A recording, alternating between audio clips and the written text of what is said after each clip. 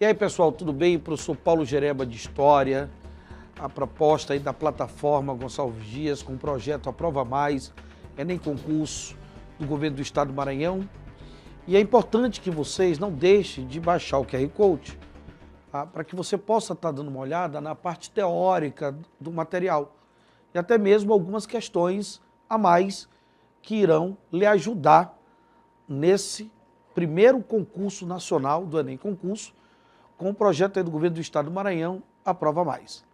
Na aula de hoje, nós iremos trabalhar um dos aspectos da realidade brasileira, porque quando você fala da realidade brasileira, você foca em vários aspectos. E um dos aspectos dessa realidade que nós vamos trabalhar hoje é sobre a Primeira República Brasileira. É evidente que nós vamos, nessa aula de hoje, analisarmos a política interna e a economia da chamada Primeira República Brasileira.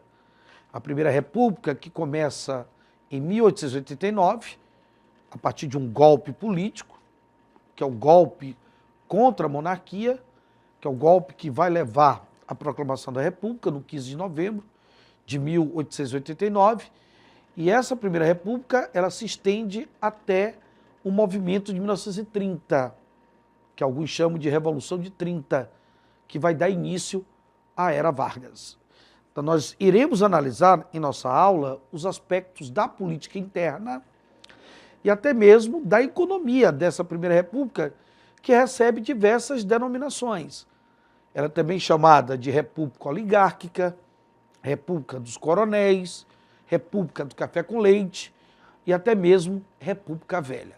São as várias denominações que essa chamada Primeira República ela vai ter dentro dessa discussão da realidade brasileira. Analisando no primeiro momento a política interna da chamada Primeira República Brasileira, o que a gente observa é que essa república ela surge a partir de um golpe de Estado. Nós temos o golpe da proclamação da República. Um golpe onde os principais protagonistas, os principais atores desse golpe foi o Exército, principalmente ali sob o comando do Deodoro da Fonseca, e os setores republicanos, cafeeiros, ou cafeicultores, lá de São Paulo, a chamada República Cafeeira Paulista. Os civis republicanos do café paulista, eles tiveram uma participação direta nesse golpe, que ainda contou ali com o apoio de alguns setores da classe média do Rio de Janeiro. Também chegaram a se envolver nesse golpe. É preciso observar que essa república ela nasce com a ausência de uma participação popular. Você não tem nesse golpe de 15 de novembro de 1889, que é quando nasce o Estado republicano, você não terá a presença de setores populares. Nós temos uma expressão da época famosa do jornalista Aristide Lobo que reflete bem isso que nós estamos falando, quando ele diz que o povo assiste ao nascimento dessa república de uma forma bestializada. Ou seja, esse Estado republicano ele vai surgir sem a participação dos setores populares. Observe que no primeiro momento, os primeiros anos dessa república, após o golpe da proclamação, os primeiros 4 anos, nós iremos identificar uma república da espada. Nós teremos a presença de uma república da espada nessa chamada República Velha ou Primeira República Brasileira. Essa República da Espada é uma república comandada por militares. No primeiro momento, você tem Deodoro da Fonseca. Posteriormente, você tem Floriano Peixoto. Deodoro não chegou nem a cumprir 2 anos de mandato, e terminando ali um mandato de 4 anos, nós teremos o Floriano Peixoto. Então, é uma república comandada por 2 militares ligados ao Exército Brasileiro. Os deodoristas e os florianistas, que divergiam. Há divergências entre deodoristas e florianistas. Observe que, por exemplo, o governo de Deodoro, que é um governo marcado por um forte centralismo político, que é um governo marcado, na verdade, pela intimidação das forças parlamentares brasileiras, o próprio Deodoro, de certa forma, ele usou a intimidação para se eleger indiretamente como presidente da República. Então, esse governo Deodoro, além de ser marcado pelo governo de um forte centralismo político, uma outra grande marca do governo Deodoro vai ser a Constituição Republicana, a primeira Constituição Republicana.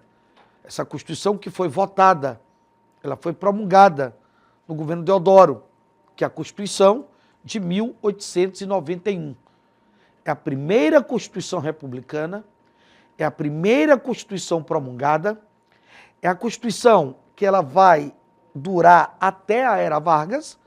A próxima Constituição que nós teremos é a de 1934, já é dentro da Era Vargas, e considerada a segunda Constituição brasileira, porque a primeira foi a de 1824, que foi outorgada pelo imperador Dom Pedro I e que prevaleceu durante o Império Brasileiro. Então, essa foi uma das grandes marcas do governo Deodoro, a Constituição de 1891. Uma Constituição que ela traz alguns artigos que seria interessante nós refletirmos, como, por exemplo, o sufrágio universal. Essa Constituição, ela institui um sufrágio universal, porém com muitas restrições. O analfabeto não poderia votar, não teria direito à cidadania, as mulheres não teriam direito à cidadania, não poderiam votar, elementos do clero e até mesmo setores militares em momento que tivesse em tempo de serviço. Então, observe que há uma restrição significativa, bastante significativa, no que diz respeito à cidadania. Evidente que eu tenho um número maior de cidadãos se comparado, por exemplo, à Constituição anterior. Porque a Constituição anterior ela foi baseada no voto censitário, num voto baseado em renda e dinheiro. Agora você tem um sufrágio universal. Mas esse sufrágio universal, ele vai ter várias restrições. Um outro artigo importante que nós podemos pensar nessa Constituição é a ruptura definitiva da política do padroado. A Constituição de 1891, ela rompe definitivamente as relações entre Estado e Igreja.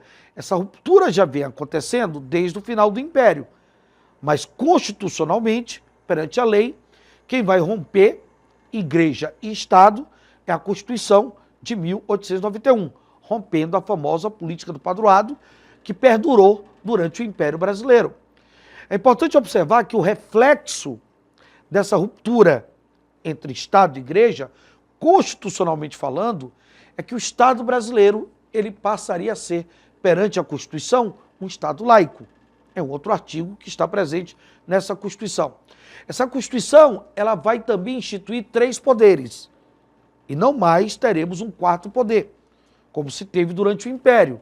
Durante o primeiro reinado, durante o segundo reinado, nós tivemos a presença do poder moderador, que foi um poder de atribuição exclusiva do imperador.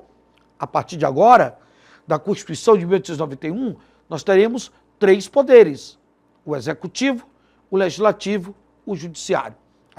É preciso observar que essa Constituição ela garante um sistema eleitoral, além do sufrágio universal, com restrições.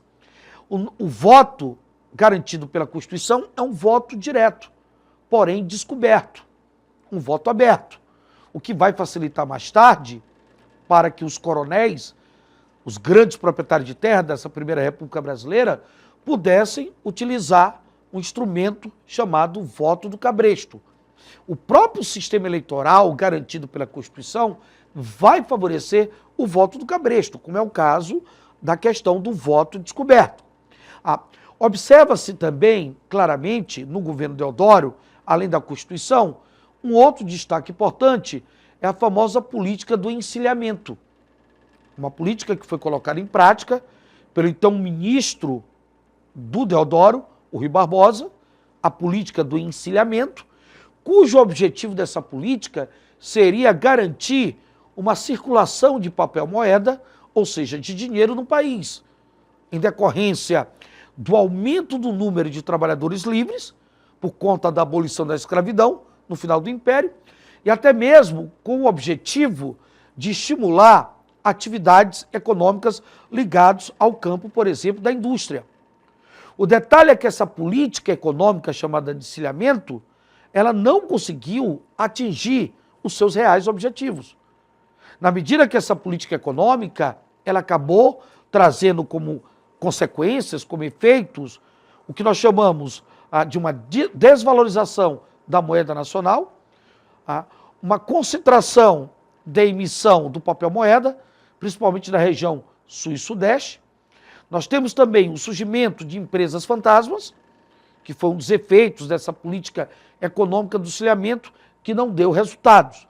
Esses foram as duas grandes questões no governo Deodoro. Um governo que acabou perdendo o apoio dos civis, que estiveram junto dele, ali no momento da proclamação do golpe, da proclamação da República. Os civis republicanos ligados ao Café Paulista vão romper com o governo Deodoro, pelo centralismo que o Deodoro recebe, e esses civis defendiam o federalismo, inclusive que vai estar presente também na Constituição de 1891.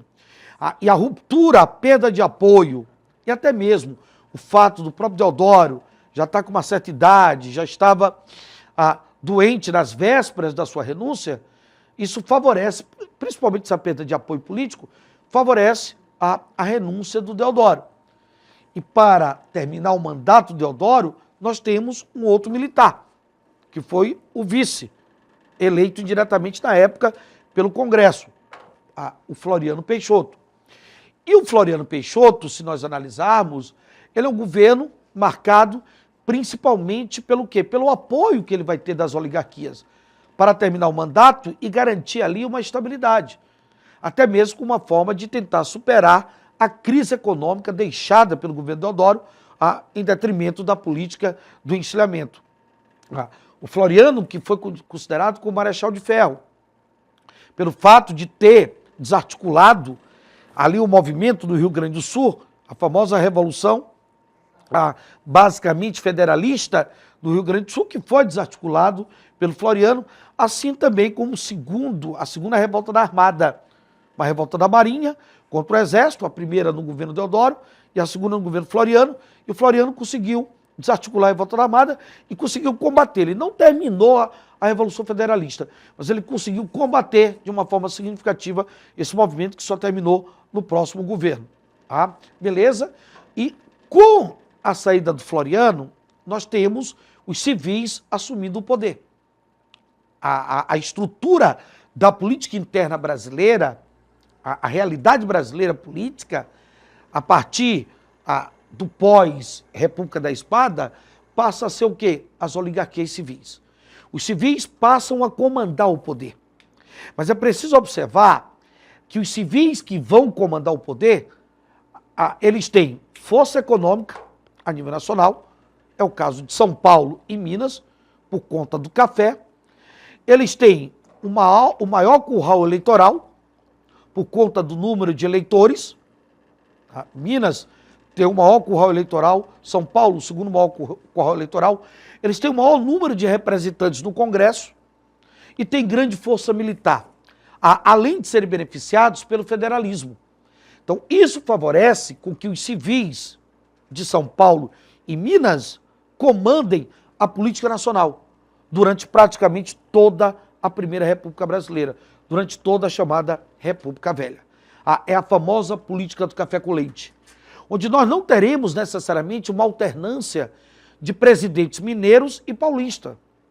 Observa-se que de Prudente de Moraes, que é o primeiro presidente civil eleito, até o Washington Luiz, que vai ser deposto pelo movimento em 1930, de Prudente de Moraes a Washington Luiz, a maioria dos presidentes dessa Primeira República foram paulistas. Nós teremos presidentes mineiros, em menor número. Então, o café com leite é a alternância não de São Paulo e Minas no poder, mas o café com leite é o predomínio de mineiros e paulistas no poder. Mineiros e paulistas vão predominar no poder.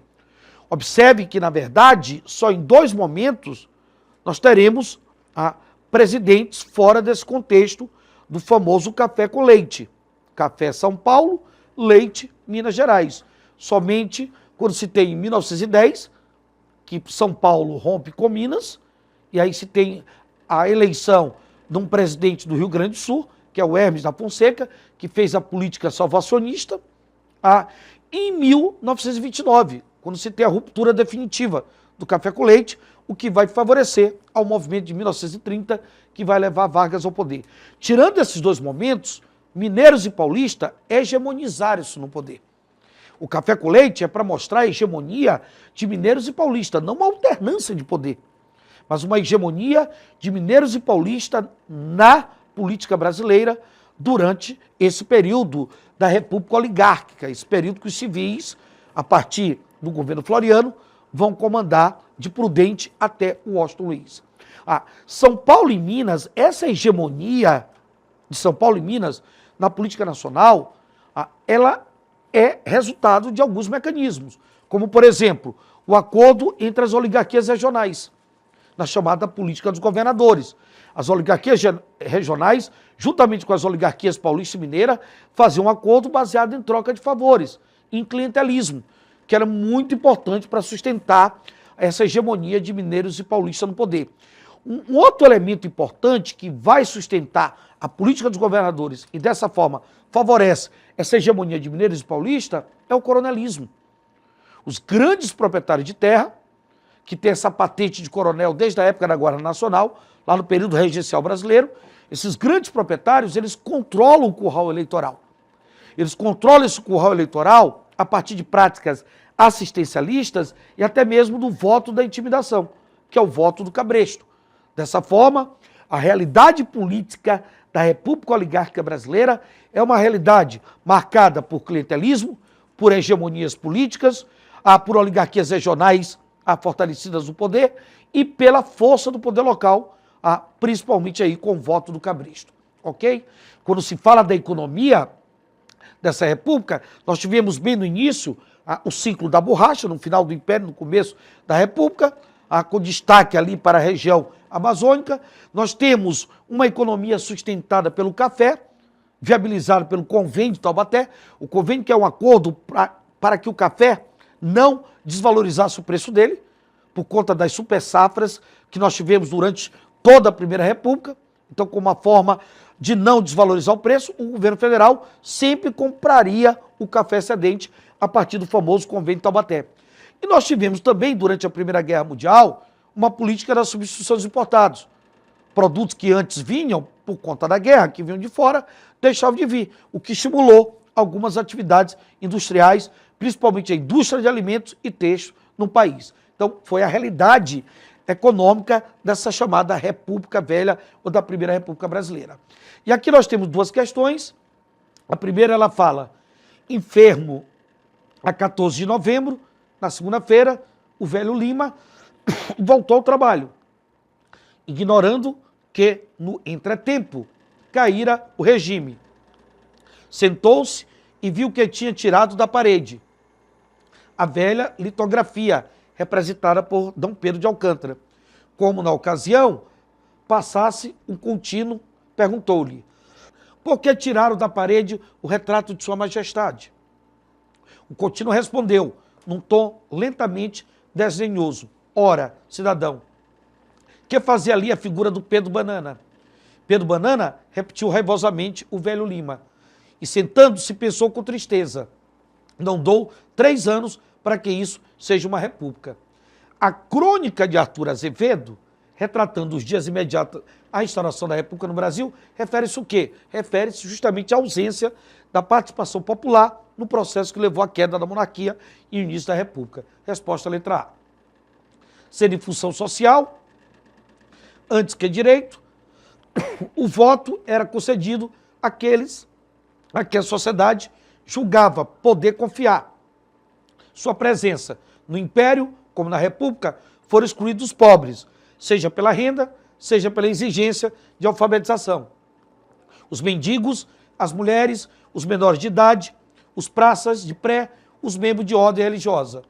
A restrição à participação eleitoral mencionada no texto visava assegurar o poder político de quem? De quem mandou na Primeira República, as oligarquias regionais. Resposta, letra B de bola. Ok, galera? Um grande abraço e até o próximo encontro. Valeu!